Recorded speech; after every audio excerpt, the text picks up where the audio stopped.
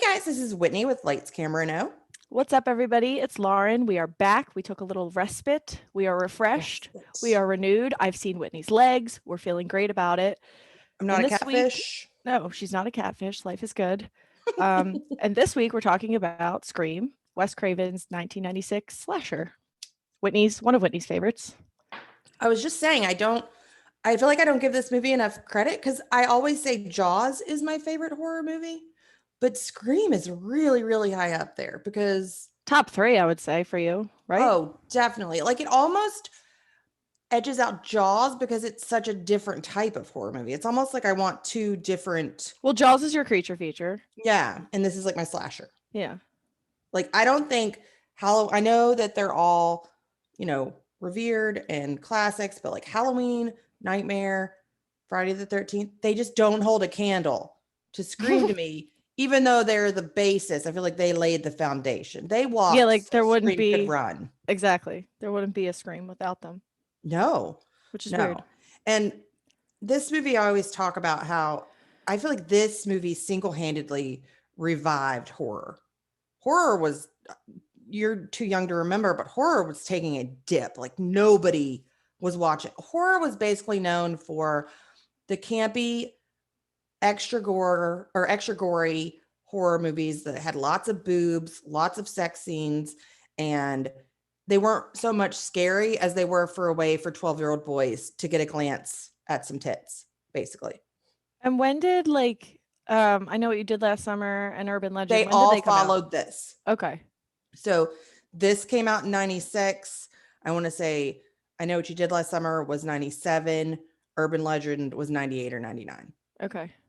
And then, of course, all the I Know What You Did Last Summer. There was at least 2 sequels. Yeah, too many. Yeah. Way too many. See, I feel like Scream is the only one that I've ever seen out of the, what are there, 4? They're working on 5. But I feel like you haven't watched the sequels? I've never watched the sequels. Oh my gosh. But I feel like they're better than other horror movie franchises that do sequels. Historically, people don't like, in my opinion, and I know that I've talked to other people that feel this way too. My favorites go 1, 4, 2, 3.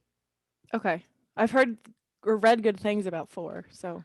Yeah, some people dislike it. I think 3 is the weakest out of all of them, but 2 really cashes in on being a sequel because you know how they use the tongue-in-cheek type I feel stuff. like 2s in any series, like the second one always does that. And it's never They just good. make a lot of comments about sequels. Okay. So it was, I can't give anything away because you haven't seen them, and they are actually really good movies. So, well, we'll get there. Yeah.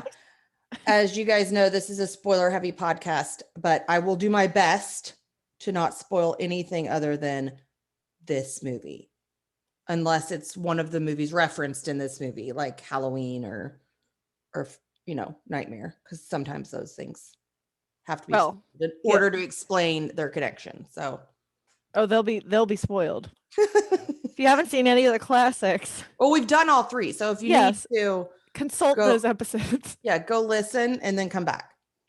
Please come back. So, Lauren, go ahead and give us our summary, and then we can. I feel like this might be a long one, so it could be. There's a lot of trivia as so much to talk about. Well, I have a short summary, so let's get it over with. 1 year after her mother's murder, Sydney is tortured by a new killer who uses horror tropes as part of a deadly game. If there's any movie that speaks to my heart, it's this one. It's a movie talking about other movies. I know. It's like Danielle always says she likes songs that are about songs, and like I don't know. I like listening. I like because it's like picking apart a puzzle. Mm-hmm. So you're like, oh, I recognize that. Oh, I love Easter eggs. It was fun to watch this and be like, there are surface level things where you're like, oh, clearly that's from Halloween, or clearly that's Nightmare on Elm Street. But some of them, as I was digging, I'm like, wow, this is really layered and really meta. Yes. And I feel like I want to credit Scream with bringing about the word meta into mainstream, word usage, because I had never even I don't even think I've ever even heard the word until I watched this movie. Right. Let alone like know how to use it or what it meant. What it meant. Yeah. Mm-hmm. Yeah. So this movie came out, most horror movies come out in October. That's what we're all used to now. Like October is the month, especially with streaming. You know, all these streaming channels now have Halloween and I forget what the Netflix one was called. They all have something that is related to all the horror movies that they release. And it's gotten to the point they release some really good ones that are direct to, you know, streaming platforms. It's no longer, you know, looked down upon for it to be direct release or whatever. Yeah, direct to DVD. If you used to think direct to DVD, oh, it's trash. Like that's garbage. Well, because historically it was. It was. So now they've got some pretty decent options. But this movie, I remember it came out 5 days before Christmas. So in December, not really the month you're looking for horror movies. That's odd. Unless you're, you know, Silent Night, Deadly Night or Black Christmas. Yeah, that stuff. But this, I don't remember this movie getting a lot of marketing for it. I remember back in the day, we used to go to the movies sometimes and not know what we were going to see. And we'd get there and we'd be like, what's showing around this time? And then we could go see, you know, whatever was closest. And my friend and I from high school, we got dropped off by our parents. Maybe I drove. I don't know. It came out in 96. Yeah, I definitely had my license by then.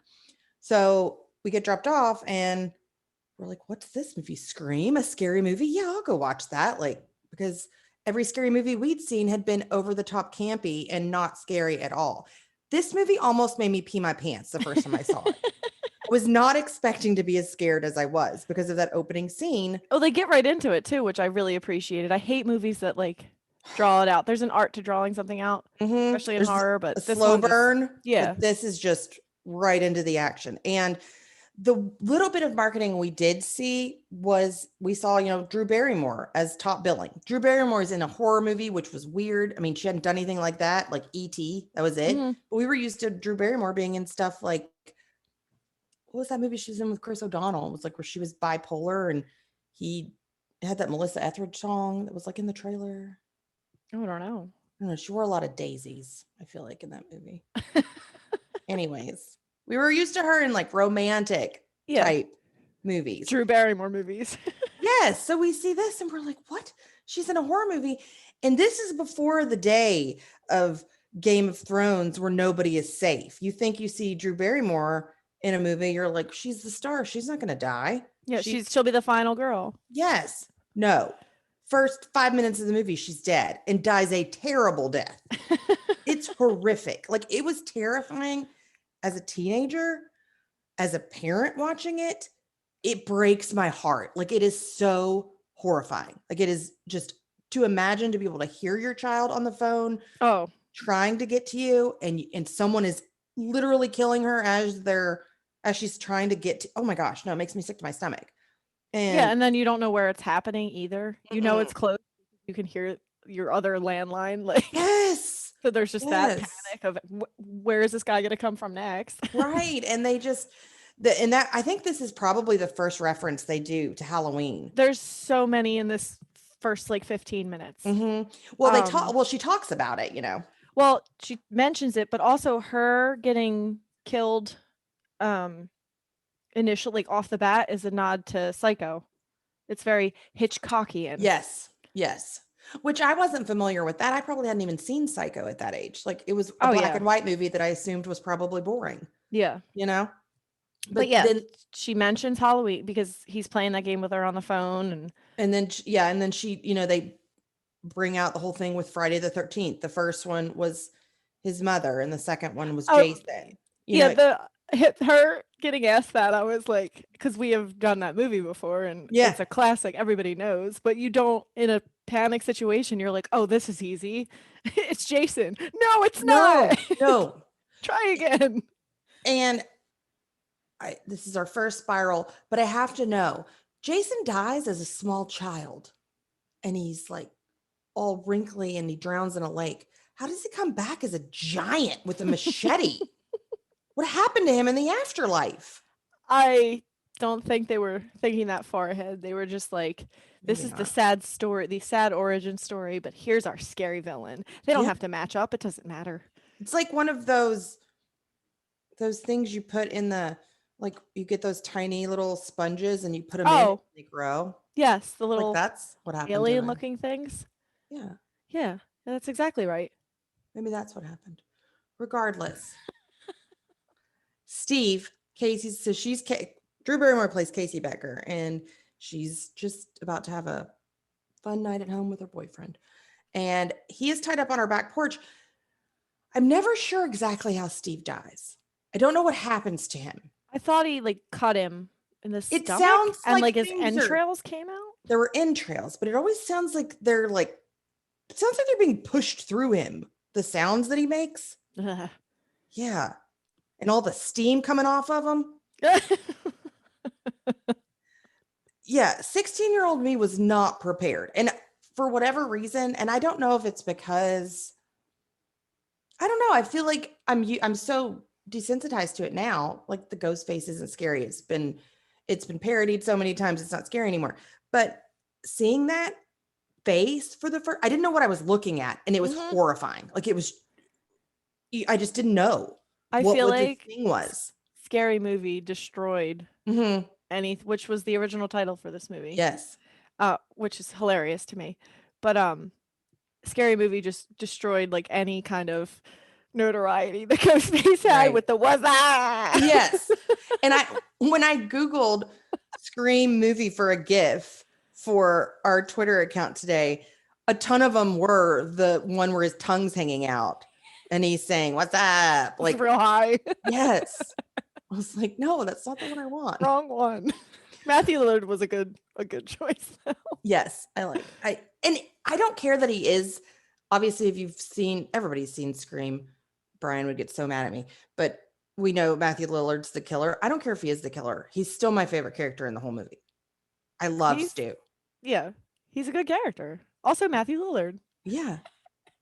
Which maybe that might have been the first time I'd seen him. No, I had seen him in SLC Punk, I think, maybe once before, or Hackers. He was in Hackers.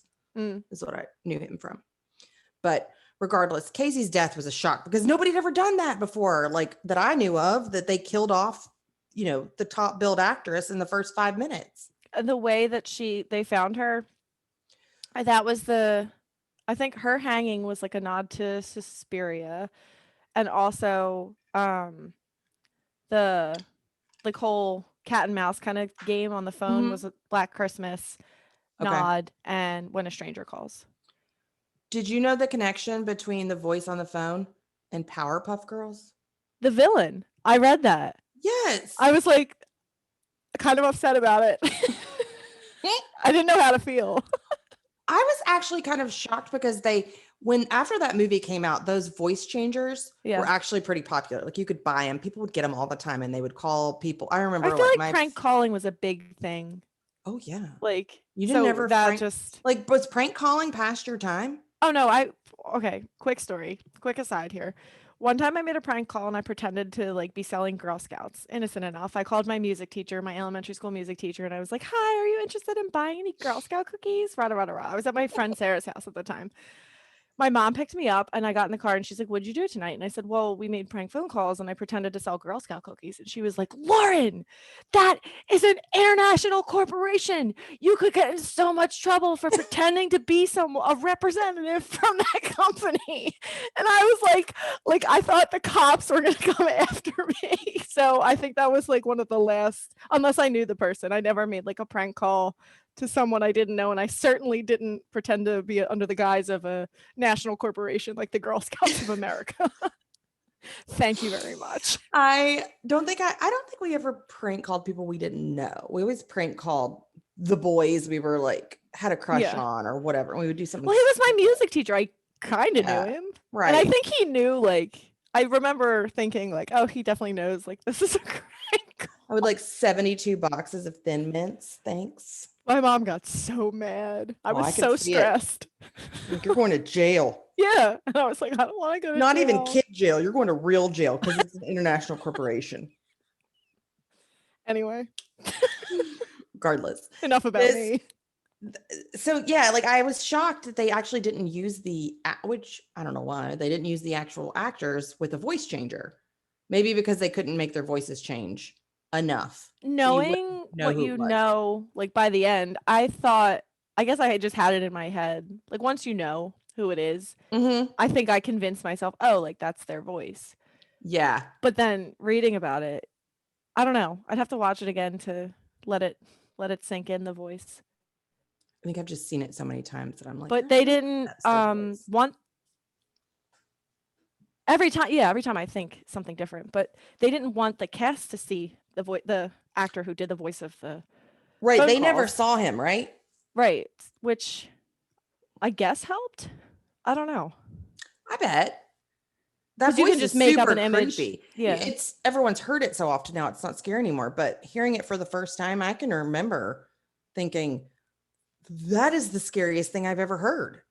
Yeah, you wouldn't even. I mean, you could be calling to sell me something and be legit, and I would still hang up the phone because it was too scary. Starts out kind of nice, and then when he says like, "I'm gonna gut you like a fish," or he says, "I want to know who I'm looking at."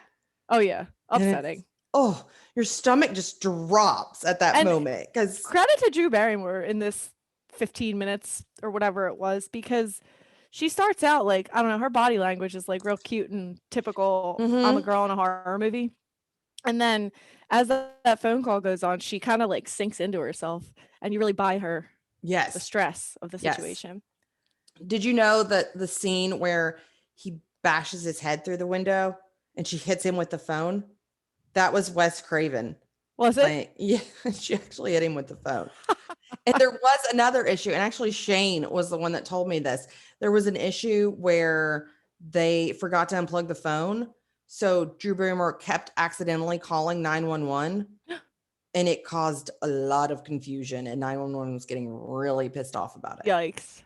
Yeah, because she kept doing it over and over. See, and I got in trouble for pretending to be the Girl Scouts. I mean... Yeah, imagine if you called 911. Not good. Had to be like, just kidding, we're filming a movie. Nobody's really killing me. Hi, this is Wes Craven. Do you know who I am? So we'll get into this a little bit later, but I want to dissect on who you think, which killer kills each individual victim. I've always wondered this, like who I thought was the one that was behind the actual stabbing of each victim. Does it change? Well, I'm sure. I assume it did. Well, it has to when he, because that one, what is it, like right after they have sex? Or Yeah. So right after they have sex, right? It's, Billy gets fake stabbed.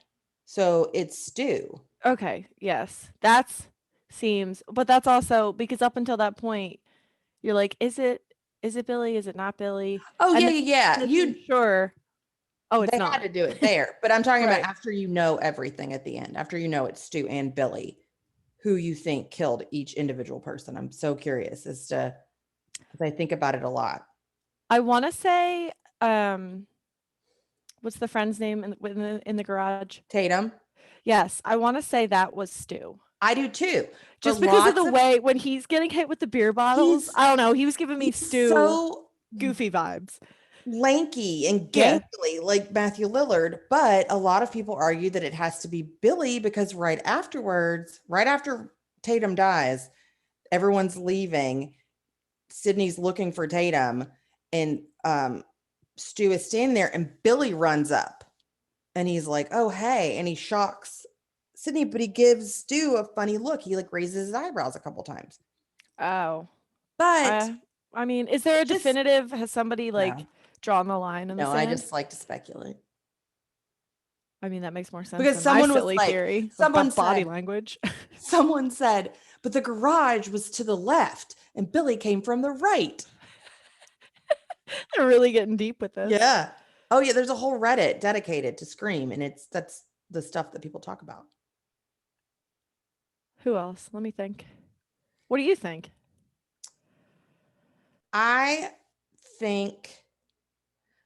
think Billy killed Casey because Billy seems meaner. Stu just seems, like you said, he's sensitive to peer pressure. So I feel like he got sucked into this. But Billy seems actually evil, real pissed off that, his mom left. I agree with that. And Casey's death seemed violent and angry and mean. Why did she have to die? Like, who was? Well, they never say, but I think it's because she broke up with him to date Steve. Because remember, they're sitting at the fountain and somebody says that.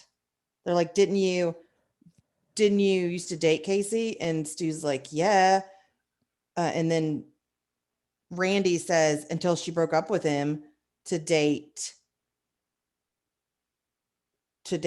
Steve. And then Tatum says, I thought you broke up with her to date me. Okay. So all right, that makes sense. Then yes, I absolutely think that was him. Well, but I think, it seems to me like Billy would be the one that killed her. Not Stu. Casey. Yeah, that's what I said. Yeah, but Casey used to date Stu. Yes, so it seems like Billy killed her, not Stu. Just because there's no way. Shane just gave us a link to who did what. What about her? What about the mom?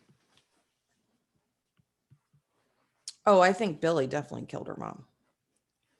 Like that's what kickstarted everything. Mm-hmm. But why wait? Yeah. I don't know. I think it's weird that they actually got Liev Schreiber to be in that one news clip. Maybe he wasn't that big back then, but he's a well-known name now, and he's in at least one more. Really? Wait, I missed him completely. He's Cotton Weary. Oh, I didn't know that. Mm-hmm. That's Liev Schreiber. I did know, what's her face? Linda Blair. Linda Blair was a reporter. Which is hilarious to me. I know. And then the janitor was actually Wes Craven. Yes. And the cop, you said the one cop earlier, is from Nightmare on Elm Street. Yes. What is his name? I have his name somewhere. I'm not sure, but he's the same terrible cop in Nightmare on Elm Street as he was in this movie.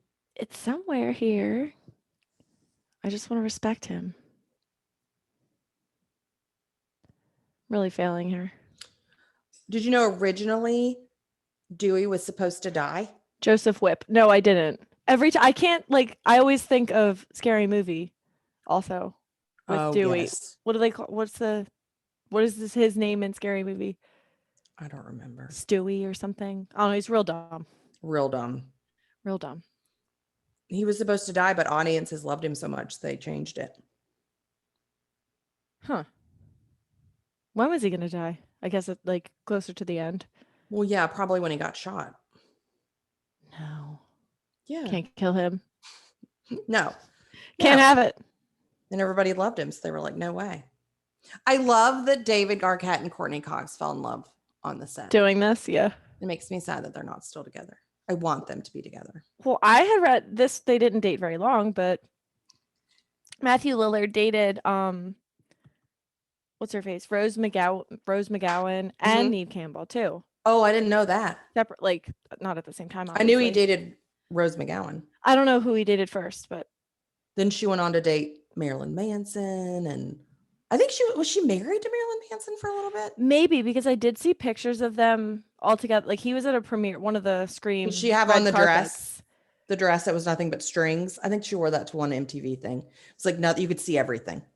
Oh, I don't know. I just remember seeing strings. Marilyn Manson. Mm-hmm. He was really big in the late 90s. Yeah. Early 2000s. What a dreamer. Anyways, so there are several times where I think, what are you doing? There were a lot of weird mistakes. Not mistakes, I shouldn't say, by characters, but just odd decisions. For example, why did we see Ghostface in the grocery store? Yeah. In the frozen food section. Needed to cool off that. You don't know how hot that suit is.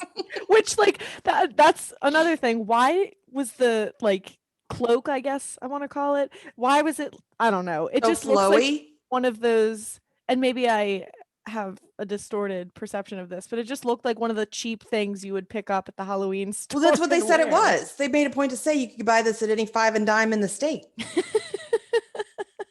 That's exactly. I hate it. It looked like it was real itchy polyester. Yeah. It was kind of shimmery. yes, the sheen to it. Yeah.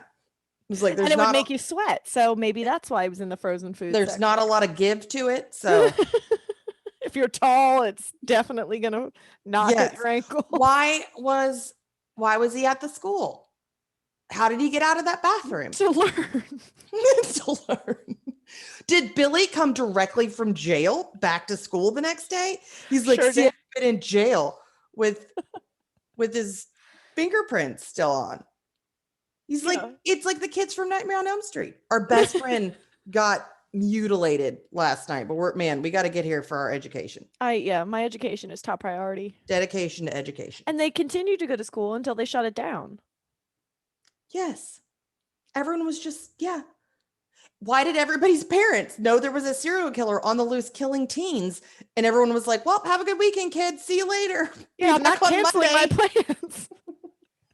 And they chose, that was my biggest, like, why would you do this? It's like you're stating all the instances, like, of what happens in horror movies, and like, this is when the killer comes. Let's have a big party at the house. Well, that's when the killer's going to come. Of course. Hello. At least Stu, I don't know. He put it together awfully fast. There was a lot of people there. Which makes sense. How did they have time to do all this? Because they were at school, then they were at the video store. At some point, Tatum and Sydney had to go to the grocery store because he made them bring the food. And they walk in with one bag. One bag. It's a house full of people. 100 people. Here's your one bag of Lay's. Enjoy. One little grocery bag of things. I'm like, what did they buy? Everyone like cheered when they walked in too. Like, thank God the food's here. And they had one refrigerator of beer, and it was like half empty at the time. It was the outdoor fridge though. Remember? Outside. Like everyone, when I was little, you had an outdoor fridge for your sodas and I guess your beer. I still have an outdoor fridge. Yeah. Well, but that's where they kept all the beer. And so another thing I read too, the whole Sydney or Stu versus Billy killing Tatum was Stu specifically mentions how hard that doorknob is to work. And he's like, I'm the only one that can do it or something. Oh. And he comes out. I just remember thinking, one, Tatum's boobs were actually the death of her. She couldn't get them through. But in reality, she was so little, she kept falling out of the door. Yeah. They had to staple her shirt, like, so that she stayed. Which sounds very uncomfortable. Like, how long did that take to do? I don't know, but have they never worked a garage door? Because a leaf could blow across mine. A leaf. One single leaf could blow across as I'm putting it down, and it would stop. Because it's like, oh, can't cut anybody's head off. I think the technology is better now. I feel like that happened even as a kid in our garage doors. It's like an ant could crawl by. Nope. I'm so sorry. It's like our garage doors are very nervous and very, I'm so sorry. Oh, back up. I can't hurt anybody. Oh, man. No. But, and everyone was just very nonchalant about people dying. Like it was like people they knew too. Oh, yeah. We're going to have a party because there's a killer on the loose. It didn't seem like the right time. Why did we take them? We knew. I mean, I know. Obviously, they're all plot to move the plot along, but these are the questions I have, especially as a parent. Crackpot sheriff or whatever they called him. As a parent of a teenager now, I'd be like, you are. Oh, yeah. In fact, we're leaving town. You're coming with us until this killer's caught. Yeah, I wouldn't want to stay in town, let alone leave my kid. Yeah, not these parents. Typical horror movie parents, though. I get it. They have to get out of there so the kids can be the ones to solve all the problems, but still. I read that this was based on an actual I read that killer, too. Which upset me a lot. All I think about now is how you and your mom told me that serial killers can't exist anymore. We've had this discussion at length. They probably can't, what with the tracking and everything. But this guy, the Gainesville Ripper, they called him, this was 1990. And that seems like pretty late to still have serial killers. But he killed 8 people. How could they still track people in the night? I mean, I feel like cell phones weren't readily available to the masses in the 90s, were they? Yeah, it was definitely harder to track people than it is now, but like the database of serial killers existed. Like the FBI had their stuff roaring and ready to go. there was a criminal database. I don't know. I just feel like they could have caught him quicker and less people would have had to die, but maybe I'm wrong. I'm not a cop. I don't know. I don't know either. I know I'm still afraid of serial killers. Like that's a I don't like I said, I don't think you have to worry about that. I don't know. I also have an unhealthy belief that I could outsmart a killer. So, well, that's good. Confidence is good. They make these statements. Sydney always makes these statements about the stupid things that people do in horror movies, and then she always does them. Oh yeah, it's like a girl with big breasts who's running up the stairs when she should be running out the front door. Mm-hmm. And what does she do as soon as Ghostface gets there? Heads right up the steps. Although I did think it was a pretty sweet move where she like took her closet door with her bedroom door and blocked it so he couldn't get in. Oh, I thought if he just calmed down a second and like, oh yes, stuck his arm around, like he could have, but no, he just he was just wielding that knife like a madman. He was just trying to get anything he could. Slice the pinky off, he'll take it. Took a second, held the door back, and used the knife to shut the closet. He could have gotten his job done, but no. I get that there's probably a roof outside of her door, but I swear it seemed like Billy came in, made that ridiculous comment about edited movies on TV that made me real upset. Mm-hmm. He says to her, I was watching The Exorcist, but it was on cable. So, it was edited. All the good stuff was cut out. So it made me think of mine and yours relationship. If a guy said that to me, I'd punch him straight in the neck. Why did she tolerate that? Get out. I don't know. And they'd been together. This is the long con, I guess, for Billy, because her mother had died a year earlier. Mm-hmm. So her mother dies, and then Billy just sits around and thinks about it for a year. I think he wanted to like get after Sydney, but get her to sleep with him first so that he could make because he did make that comment about like, well, there must be something wrong with you. You slept with like a psychopath. That is way more patience than most normal teenage boys would have. But yeah, he's a psychopath, and maybe that was just like his need, and he just like needed her to know, hey, listen, it's me, and you slept with me, haha. Not only did you sleep with me, you cashed in your V card with me. So live with that. Yeah, forever. Oh, can't take that back. Sydney, you idiot. I'm just kidding. All I can think of, that's another scene that's been ruined for me though too, is when she's like, would you settle for a PG-13 movie? And she like unsnaps her. What kind of nightgown is that? Is she 58? Like living, does she knit in her spare time? Is like, what are you wearing? I think that's just like what it? All virgins wear to bed. I think is the like, at least in movies, it's like, yes. oh, that's the virgin. Got it. Okay. It's all white, and she like unsnaps, but all I think about is Scary Movie, where it's a dude's chest and it makes that real gross jiggle sound. Scary Movie really destroyed Scream. It did. And I hate that because I really do think about a lot of it, especially like, and then like their sex scene in the Scary Movie, mm-hmm.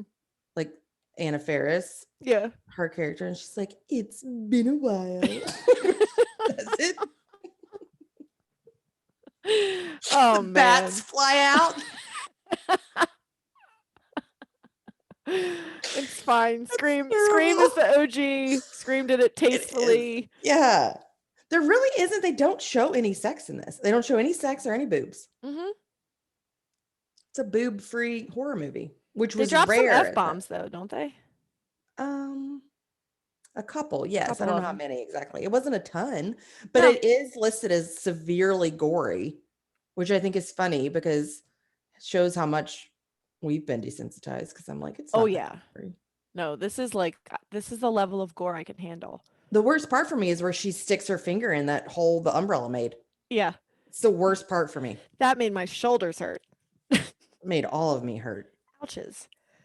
So, did you know that there's a theory that when she kills Stu, which also we never see Stu's dead body. So there's rumblings that Stu's been locked in a psychiatric ward ever since this happened. I don't like, so they could bring him back for 5.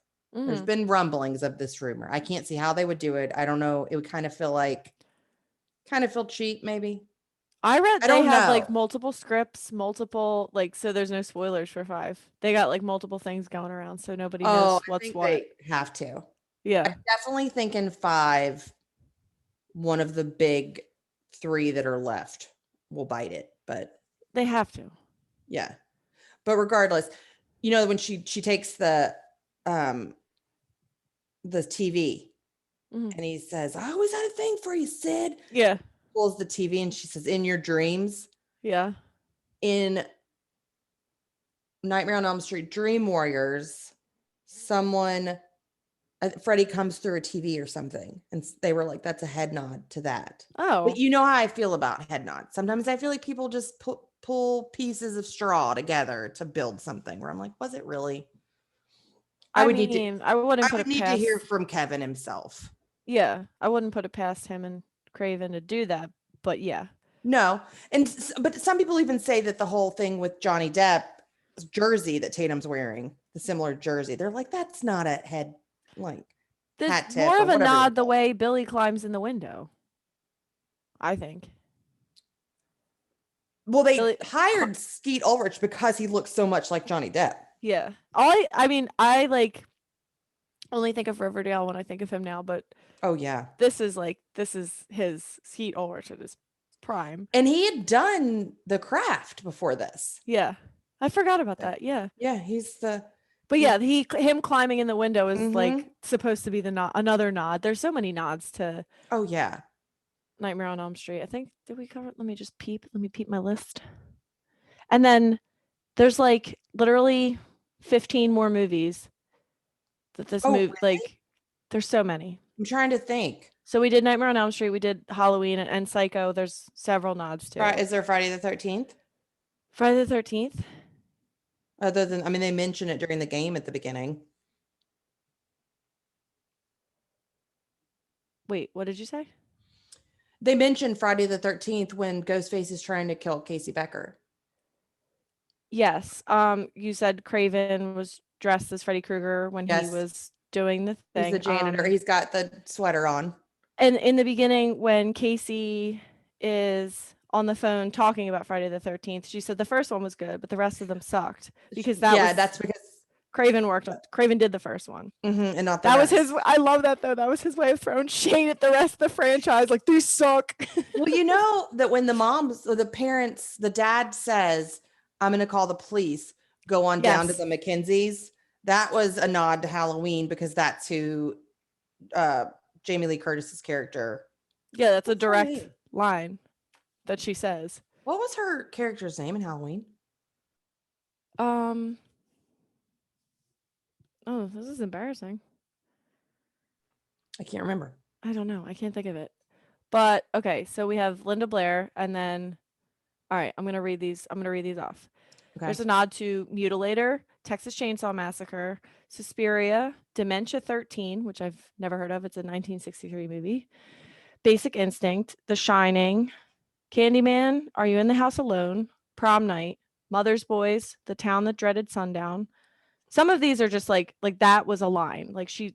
Yeah, so was In the Howling's a line and Prom Night is a line. I Spit on Your Grave, Casper, Silence of the Lambs, Friday the 13th Part 3, Night of the Living Dead, Carrie, and The Thing with Two Heads. Yeah, I missed a lot of those. Well, some of them were just like asides, like I said, but Don't Hang Up or I'll Gut You Like a Fish is from Mutilator, which I've never seen. Okay. The Texas Chainsaw Massacre. That one. Oh, it was one of the shots from the open. A lot of them have to do, like, they crammed all of these into that opening scene, but when Casey's trying to outrun Ghostface, the way that they tracked that shot was similar to like Leatherface chasing somebody. And then at one point, Randy called Billy Leatherface. Like, I think when he ran past him to go up the stairs. And he also, I think Randy refers to him as Candyman too.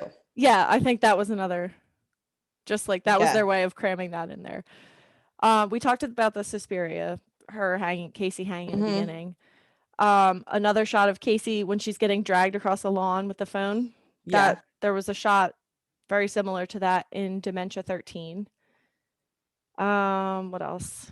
Basic Instinct, Tatum literally makes a comment about the killer being female. It could be female, Basic Instinct. Oh, okay. And then Town That Dreaded Sundown was a line. Yeah. Tatum's red Volkswagen Beetle was also like from The Shining. That was the car that crashed in The Shining. I was gonna guess Carrie, but Carrie, there's a shot of what's her face? The heck is her name? Sydney. Yeah, she's like standing in the road covered in blood, and the car has to like that's the nod to Gail Weathers has to go around. That's your Carrie nod. Oh, see, some of those I'm kind of like, yeah, like some of them are like, could they be intentional? I don't know. Reaching a little bit, but not you personally, but people. The scene in the video store is what cements Randy in my heart forever. I love him so much, and he's a close second to Stu, in my opinion. He's a good character. Her faves. And when I love the line where someone's like, yeah, but why would he kill his girlfriend? He's like, there's always some stupid bullshit reason to kill your girlfriend. And that girl behind him looks up like, what? But and why? Then he says the line where he's like, what's his motive? And he goes, it's the millennium. Motives are incidental. The millennium. I know. That's how old it is. I just think of the Backstreet Boys album. Get out. Leave. Get out. Did you know that they wanted, do you know the two people, well, at least two people who were offered the role of Sydney? I'm sure there were more than these two, but didn't take it. Was one of them Alicia Silverstone? I think she auditioned. I feel like I read this, but I'm blanking. So Reese Witherspoon turned it down. Because it was a horror movie, which I find odd because she was just in Fear the year prior, the movie with Mark Wahlberg. Love that movie. Right. But is that horror? Or not really, but I mean, it's close enough to this, I would think. Where he carves it in his chest. He beats himself. Me and my friend Chrissy used to watch that movie every weekend for like 6 months straight. Oh my gosh. Yeah. Like as a 15-year-old, we were like, the roller coaster scene. Oh my gosh. Like, wild horses. Yes. First of all, have you ever been on a roller coaster? They put those lap belts down pretty tight. So, well, she was in a skirt, to be fair. Yeah, but there's still. Here we go. The second that I'm most shocked at is Molly Ringwald. That's weird. So apparently, Kevin Williams was is it Kevin Williams' son or Kevin Williams? Williamson, I think. Regardless, he loves Molly Ringwald and offered her the part, but she was 27 and thought, I don't need to be playing a high schooler at this age. But that makes me wonder, was she really an actual teenager, I guess, in The Breakfast Club? She was 27, probably when they were filming this, and I guess 94, 95. How long does it take to film a movie? Well, all I know is it took them 5 nights to shoot that opening sequence. Yes, but the party scene, which lasts 42 minutes, took like something like 118 takes. And they had shirts that said, we survived the longest night in horror or something made. Aww. At the end of it. That's cool. Yes. Colleen said that Laurie Strode, that's Halloween. And then I should have known that. Shane said that Molly Ringwald was an actual teenager in The Breakfast Club. So that makes a lot of sense. Now she's like a mom on Riverdale. They put all these people in Riverdale. I know. They did it to try to pull in like my age people, I think. Oh, it's rude. Well, and then Luke Perry, and he passed away, which is awful. Yeah, that was sad. It was really sad. And Skeet Ulrich, I feel like he looks pretty much the same. Yeah, I mean, here for it. Yeah, I like him. And I don't like Riverdale, but I hate Riverdale. But I hate watch it. Like I'm sucked in. I have to know. I think everybody hates Riverdale at this point. Did you read about the how they asked this one school if they could film? And I guess they got permission at first. The Santa Rosa High School in Santa Rosa, California. No. they asked them if they could film there. And I think it was right before they were supposed to start filming. I guess the school got a copy of the script and they didn't want this horrific murder of the janitor or the principal at their school. So they like canceled it. So they had to scramble to find another school that would do it. So they moved it to the Sonoma Community Center in Sonoma. But Craven, if you look in the end credits, he was still real mad about it, I guess. I love the level of shade this man had. Loves it. He put in the end credits, like it's all special thanks. Like, and he thanked, the schools and everybody that was involved. But then at the end, he wrote, "No thanks whatsoever to the Santa Rosa City School District Governing Board." Me, my bitter ass would be like, and you know what else? No thanks to anybody else that made my life difficult. Yes. To make like P-E to the T-T-Y. P-E to the T-T-Y. That's me. Yeah. He did it. I love that. Yeah. Oh, what a guy. I know. I did read it must have at one point when they were shooting, one of the towns had like a prom, and David Arquette and Rose McGowan were like stalking. There was like one of their nights off. They were stalking the limos in town, like trying to find a prom party to go to crash. What would you have done? I know, right? If David Arquette walked into your but I don't think we knew who they were yet. Probably not, but like, I don't know, if they came in and were like, "Oh, we're shooting a movie in town," you would have taken a picture and like still had that from your prom night and been like, "Oh my God, look who it is." Yeah. That's so crazy. Isn't that funny? Yeah. And I really don't think, because I don't really think I even knew who Neve Campbell was. I guess maybe I kind of recognized her from Party of Five, but I don't think I knew who. I didn't think she was like a big name or anything. None of them except for Drew Barrymore, who that's why I was so shocked, because I thought she was going to be the main girl. And then I knew Henry Winkler. Oh yes, and Henry Winkler. Don't forget him. What a weird, like I like it that he's in it, but what an odd cameo. I don't know if it's even a cameo, but I love how panicked he sounds when he announces that school's like closing. Listen up, kids. It's like the only adult that cares. Yeah.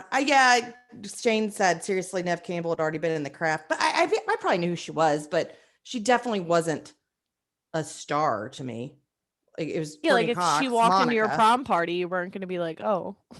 Yeah. Monica from Friends, maybe I would have known. I think so. Yeah. Definitely not David Arquette and Rose McGowan. I haven't seen, I guess Rose McGowan, had she been on Charmed yet? She was on Charmed for a while. I never watched Charmed. I just saw it here and there. I don't know. Got super into it. Anyways. Would have been cool. Yeah. So this movie ends and they really didn't leave it open for a sequel, but they make it work, which I can't say anything because you haven't seen it, but. Okay, that's an interesting comment. And we will be doing all of these movies on this podcast. Yes, just not in a row. We have learned our lesson with that. So. Yeah, we're going to pace ourselves. Trust us. If you made us do them all in the row by the last one, even though it's my favorite, I'd be like, I don't even care about this movie anymore. I hate it now. I don't ever want to talk about it again. Also, we've got some time until 5 comes out, so we're just going to like enjoy the ride. Which I am super, super stoked about 5. Yeah, I'm like getting excited. It was really fun to go. I saw 4 in the theater. I saw them all in the theaters, but it had been so long and nothing had lived up to that first theater experience seeing it. I'm sure, yeah. Because I'm telling you, nobody knew what to expect. Everyone was screaming and everyone was wild. I get it. And there's a scene in Scream 2 where everyone is super excited to be in a theater. And I'm always like, nobody's ever that excited to be in a theater. But regardless. We might be now coming out of this panini. Maybe. Or pineapple. Been in a platypus now for over a year. So Lauren and I have taken to calling the pandemic anything but that starts with P. So pepperoncini. This pepperoni's killing me. They're all foods. No, platypus isn't. I don't know. I like platypus the best. It's been months, this platypus. Okay, that is actually all of the trivia I had for this, and that was jam-packed, honestly. Oh, we didn't talk about how Stu actually ad-libbed so many of his great lines, which I love. Oh yeah, I think it was an interview with Kevin Williamson, and he was like really happy with he talked about having to write specific things in for some of the actors, but like him, he was like, we just let him go, and he did great. And he doesn't like it. He hates looking at himself in this movie. He said he's all gums and teeth, and his head was too tiny. But he will watch some of his movies? Or is he one of those people like okay, you're not gonna be shocked that I know this, but like Adam Driver hates watching watching his movies. Who else? Jason Momoa doesn't like to watch his movies. There's like a bunch of and I get it. Like it's weird, it's awkward. So, but like is this like where Matthew Lillard will only not watch this one? I don't know. I just know he said he hates the way he looks in this movie. Oh. He's a very distinct looking man. He's not ugly. Like I probably had a crush on him. He's tall and lanky. I like him. Definitely would have had a crush on him. Yeah. Had I been so the right age. Yeah. When he says, my mom and dad are gonna be so mad at me. Yeah, that whole scene where he's having the meltdown. Houston, we got a problem. That's the thing though, is they had I guess Billy just kind of loses it and goes off the deep end. Yeah. Because they weren't supposed to die. Like in his plan, they weren't going to, but he just goes to town on Stu with that something knife. Snapped, I think. Yeah, maybe. What does he say when he's like, when Sydney asks him something like, Stu, why'd you do this? And he's like, peer pressure. I'm far too sensitive. It does have some good quips. Oh yeah. Yeah. Live her alone. I'm not kidding. I can say this movie from start to finish. Like the whole scene with those stupid girls in the bathroom where they talk about Ricky Lake. Oh, it's so random, but you know it. So random, but why does she say maybe her mother was or maybe she's a slut just like her mother? It's like, what does that have to do with anything? You just wanted to get a dig in? It's like they knew she was there. Those outfits. That girl's khaki pants that are so high up and that giant brown belt. It's called style, Whitney. Look it up. Well, you look at Tatum for style, okay? You go to Gadzooks in 1996. That's where you shop. Gadzooks, Wet Seal. There was another one. I think my mom was still shopping for me at the Disney store at that point. Well, Gadzooks. My matching pant was basically outfit. Everything was spandex. I'm picturing like Wet Seal, but 90s. Remember Wet Seal? Yeah, Wet Seal was 90s. Oh. Before it was Wet Seal, it was Contempo Casuals. Oh. And it was always like the hip. What did Gadzooks become?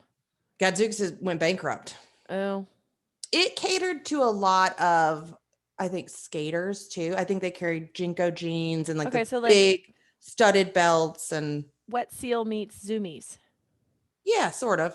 With a sprinkle of Hot Topic. Yes. Hot Topic is probably one of the closest things you could get to Gadzooks. It didn't have as many like fandom merch that it's a fandom store now. Oh yes, that's where I go to get. No, but that's where I go to get all my pops. Mm-hmm. That or FYE, or I'll order them on Amazon. But Barnes and Noble has a lot of pops. I specifically remember that skirt that Tatum wears to the party. I specifically remember it being on sale on Gadzooks. I want that. They probably shopped there for wardrobe. Was it affordable? Everything was. I remember I bought several long dusters. Still to this day, love a duster. But everyone had fur or feathers on the collar and the cuffs. That was the look. Big clunky boots, Doc Martens. Loved me a little spandex skirt. Anything. A Tatum was my idol. It's who I wanted to dress like. I need you to find photos of this for social. Please. I have specifically asked two people who I know have tons of photos. I'll ask Emily too. I'm like, send me any photos you have of me wearing very 90s. Yeah, and then we'll do a side by side. Use them on social. A side by side with you and Tatum. Yeah. They're not. I'm really going to be embarrassing myself, but please. For sure. Yeah. So that was it. Loved it. Loved her. Love those red pants, the jersey, all of it. Her boots. Let's rate this bad boy. All right. Yeah, I'm going to go off on a spiral. This is a definite lights, camera, yes for me. It changed the genre. I feel like it's almost a cornerstone of horror. And at this point, because it's been parodied so many times, like we mentioned, it could almost be starter horror for some people, I think. Do you think? Or am I too? I don't never know. I'm kind of. No, I would agree with that. For sure, because it's not, if you're not a gore person, it's not super gory. There's no weird sex scenes, really. Like, I mean, there's a sex scene, but I would hardly call it a sex scene. No, there's no boobs flopping around. No boobs flopping around. We don't need that. Not like Silent Night, Deadly Night. Good starter movie. That's a good point. Yeah. I let Evie watch it, and I think last year, 8th grade. I let her watch it. So, yeah, I will watch this movie. If it's on TV, I can never turn past it. Sometimes I just put it on as like a comfort movie to fall asleep to, which is weird. Fall asleep to horror. Oh, yeah. But I can just. I get it. You know, I know everything that happens. I can just calmly go to sleep and not feel like I'm missing anything. That's beautiful. Yeah. So it's super fun. You literally took my rating pretty much. Word for word. Sorry. It's okay. That means it was a good movie and we are twins. I'm also giving it a lights, camera, yes. I liked the new life that we talked about, that this breathed into the horror genre, or slasher genre, I can talk. I thought the casting was good. I liked that there were no lulls. It got right into the action. The first 15 minutes alone could have been like a short, and like I would have been happy. And I love a movie that like jams all these little references and pokes fun at tropes, and it's fun kind of picking it apart and being like, oh, what's that? Oh, what's that? So lights, camera, yes. For sure. Yeah. Did it scare you at the end where it does, it's fading out and all of a sudden the face flashes up? I've seen this movie a handful of times, so I remembered it this time, but there was, I think it might have been like the third time I'd ever seen it. Like, obviously the first time, yes, it got me because I'm a child. Right. How old were you the first time you saw this? I want to say maybe a middle school. It was a sleepover. So 2000s, definitely. Yeah, like 2005, 6 maybe. I had a child. 7.